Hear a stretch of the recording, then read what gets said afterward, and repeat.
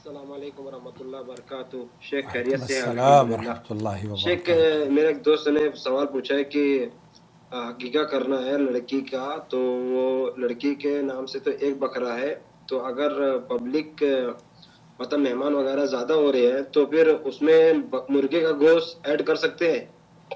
جزاک اللہ خیر۔ نحمدہ و نصلی علی رسولہ الکریم، اما بعد۔ دیکھیے، سنت یہ ہے کہ آپ عقیقے میں، سنت یہ ہے کہ عقیقے کے اگر لڑکا ہے تو اس کے 2 بکرے ذبح ہوں گے، اور اگر لڑکی ہے تو 1 بکرا ذبح ہوگا۔ اب اگر گوشت کم پڑ جائے مہمانوں کے لیے تو کیا ہم اس میں جانور یعنی کہ کوئی بھی گوشت ڈال سکتے ہیں، چکن کا ہو یا پھر کسی اور جانور کا یا بکرے کا ہی ہو؟ ایسی صورت میں آپ دراصل جب جانور آپ نے اس کا جو سنت طریقہ ہے عقیقے میں، اگر جانور آپ نے ذبح کر لیے ہیں 2 تو گویا کہ سنت تو ادا ہو گئی ہے۔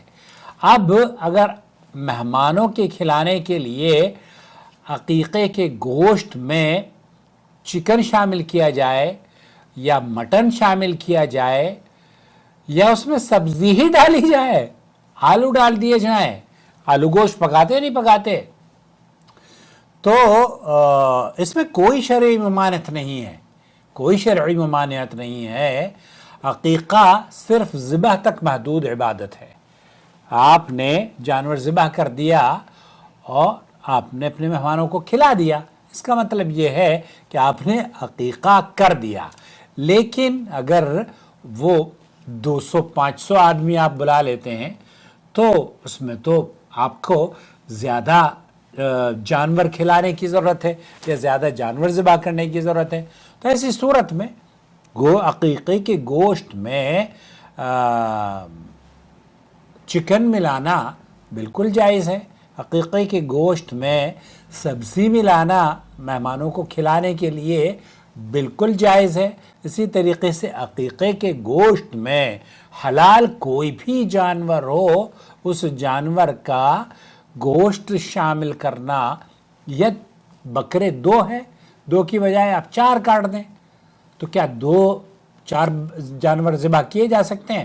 اصولی طور پر تو جانور آپ نے جو لڑکے کے 2 جانور تھے، 2 بکرے تھے، وہ آپ نے ذبح کر دیے، آپ کا سنت پر عمل ہو گیا ہے۔